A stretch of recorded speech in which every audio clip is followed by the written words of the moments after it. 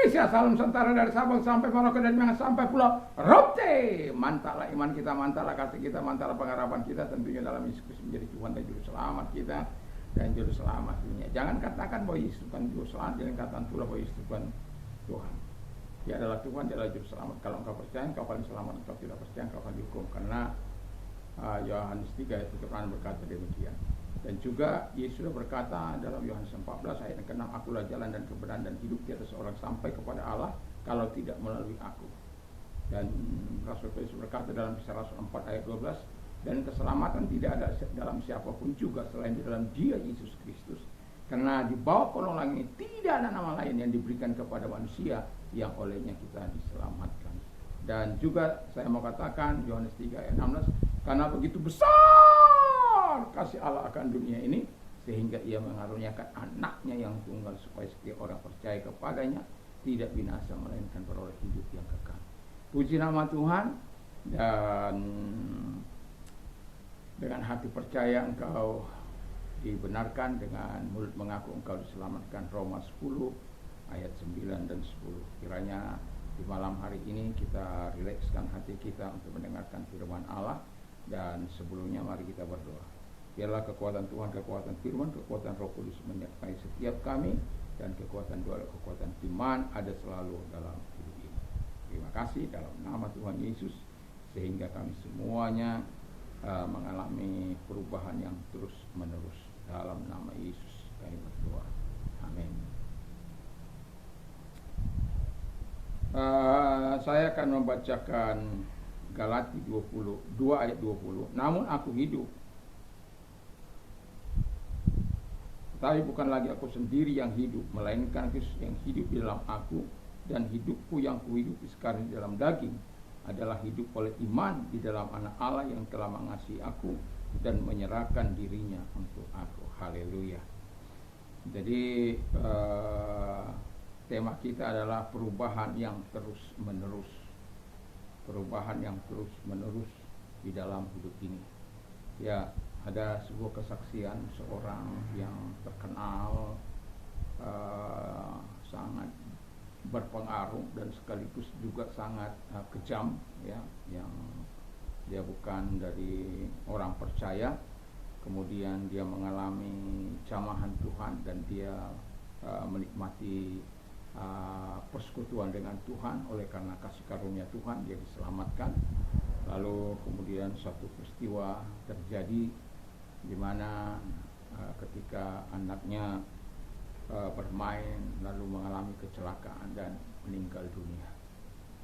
Dan orang-orang tahu bahwa dia adalah sudah terbiasa melakukan hal-hal yang jahat, ya. Lalu kemudian dan juga tidak segan-segan kalau korbannya itu melawan untuk dibunuh. Dan kemudian dia mendatangi orang tersebut, orang yang menabrak ini, dan kemudian dia memegang kerah bajunya dan dia mengatakan dengan tegas, karena Tuhan Yesus sudah mengampuni segala dosa-dosa aku juga mengampuni. Pergilah sekarang dari tempat ini. Dan dia orang sudah tahu sebenarnya bahwa ini akan habis orang ini, karena tidak ada mungkin apalagi dengan peristiwa yang seperti itu. Tetapi Kristus telah mengubah hidupnya. Dia mengalami perjumpaan dengan Kristus, dia mengalami pertemuan dengan Kristus, sehingga dia menikmati pertolongan itu, sehingga dia dapat mengampuni orang sekalipun ya kedukaan yang diberikan. Sama seperti Paulus, kita tahu bahwa bagaimana hidup Paulus dalam menyakiti umat Tuhan, tetapi Tuhan jamah dia melalui perjalanan ke Damsyik, dan dia Tuhan selamatkan dan mengalami perjumpaan dengan Tuhan. Dia buta 3 hari dan kemudian disembuhkan oleh Tuhan melalui Ananias. Nah, yang mau saya katakan kepada kita adalah betapa Tuhan mengasihi setiap orang, dan ungkapan yang diungkapkan oleh Paulus itu menjadi dasar bagi kita untuk mengalami perubahan yang terus menerus di dalam hidup ini. Jadi tidak merta kita merasa puas kalau kita sudah mengalami perubahan, tapi harus terus mengalami perubahan demi perubahan sampai kita mengalami kesempurnaan Kristus. Sama seperti yang dikatakan orang yang dikatakan oleh Paulus ini. Yang pertama, dia hidup karena Kristus hidup di dalam dia, atau mau saya katakan hidup karena Kristus hidup di dalam kita. Jadi melalui ayat ini yang bisa sedikit saya ubah sedikit dalam arti untuk mendekatkan diri kita kepada Tuhan, bahwa hidup karena Kristus hidup di dalam kita. Kalau Anda baca Yohanes 15 ayat yang keempat, di sana, tinggallah di dalam aku dalam kamu. Karena di luar Tuhan kita tidak dapat berbuat apa-apa, di luar Tuhan kita tidak dapat berbuah. Ayat yang kelimanya, barang siapa tinggal dalam aku dan aku di dalam dia, ia berbuah banyak.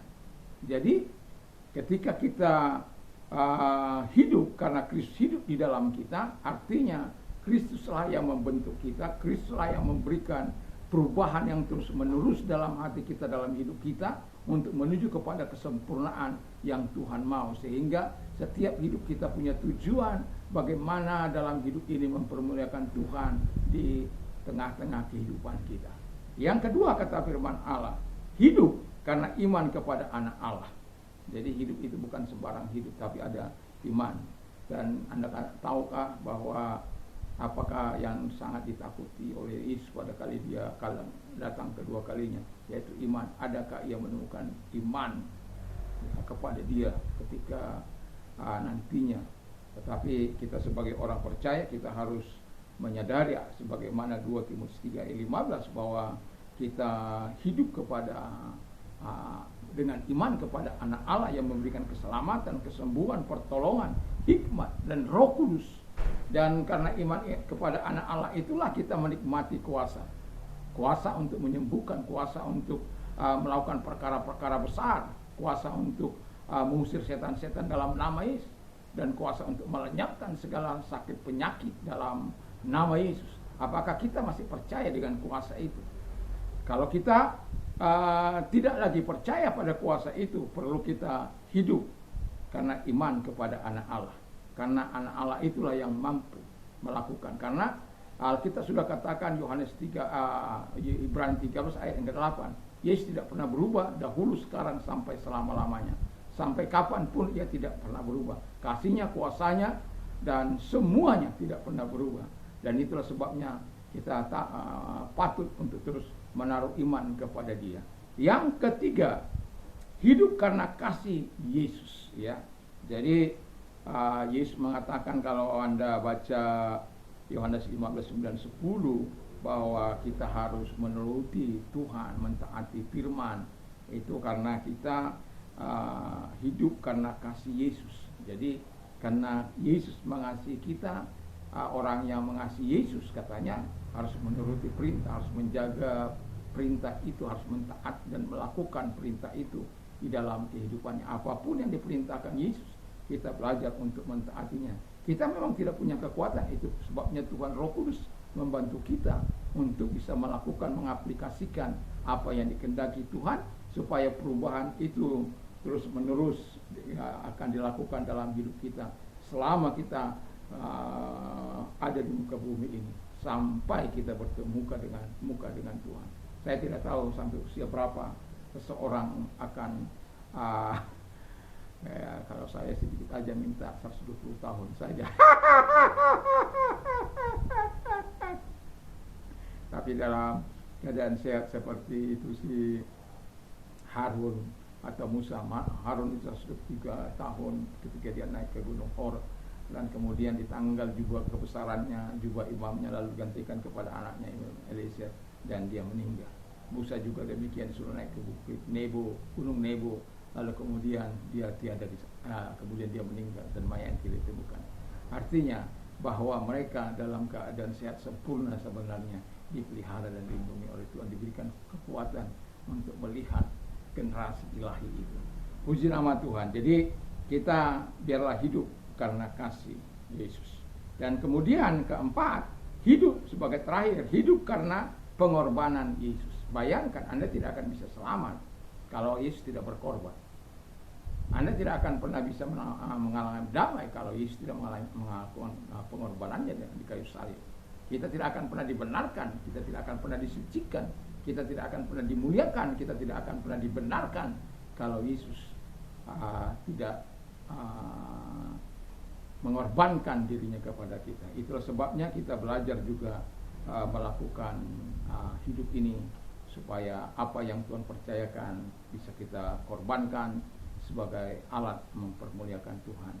Jangan seperti orang kaya yang mengatakan, aku punya segala-galanya, hasil ladangnya begitu berlimpah-limpah, lalu diubah semua lumbung-lumbungnya, lalu setelah itu dia berkata kepada jiwanya, wah bersenang, puaslah engkau, ada makanan yang berlimpah-limpah bertahun-tahun lamanya. Dan dia berkata, beristirahatlah, makanlah, minumlah, senanglah. Wah, itu kan gaya hidup orang masa kini.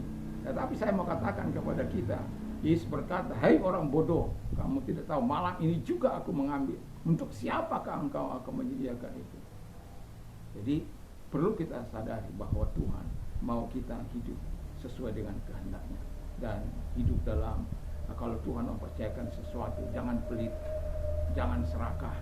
Ya, kalau Yesus mengorbankan hidupnya untuk Anda, siapa kita? Ya, mari juga kita belajar berkorban. Hanya mungkin waktu kita, tenaga kita, pikiran kita, uang kita yang kita peroleh karena berkat Allah yang dicurahkan kepada kita. Jadi jangan pernah pongah. Tapi mari, kalau Yesus sudah berkorban bagi kita, relakan diri kita juga untuk berkorban bagi sesama kita, termasuk dalam pelayanan ini. Tuhan Yesus memberkati kita, dan mari kita tunduk kepala dan kita berdoa. Terima kasih Bapa di surga, sehingga perubahan yang terus-menerus itu kami alami di dalam hidup ini, di dalam nama Tuhan Yesus Kristus. Dan kami juga berdoa kepada mereka-mereka yang sakit. Kalau engkau sakit, angkat kedua belah tanganmu.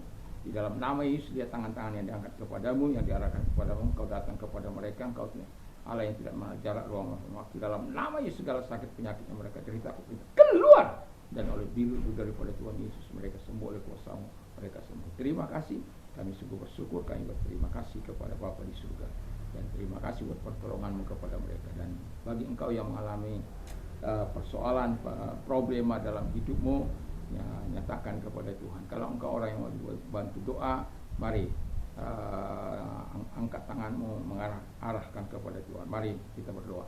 Ya, tangan-tangan yang diangkat kepadamu Tuhan, mereka membutuhkan bantuan. Engkau berkata bahwa kalau kami menyerahkan diri kepadamu, engkau memberikan kelegahan, bahkan engkau menolong kami, melepaskan kami dari kesulitan kami. Dan kami percaya, kami berdoa kepadamu, kami menyerahkan semua persoalan kami kepadamu, dan Tuhan menolong kami semuanya dalam kasih-Mu. Terima kasih, kami bersyukur dalam nama Yesus. Haleluya. Amin. Selamat malam, selamat kita melakukan tugas-tugas kita, mungkin masih ada tersisa, atau jangan lupa untuk berdoa, membaca firman Allah, dan memperkatakan firman Allah walaupun 1-2 ayat, karena firman Allah katakan iman timbul dari pendengaran, pendengaran firman Kristus. Damai sejahtera Allah yang melampaui segala akal akan melihat hati dan pikiranmu di dalam Yesus Kristus. Mantap, mantap, mantap.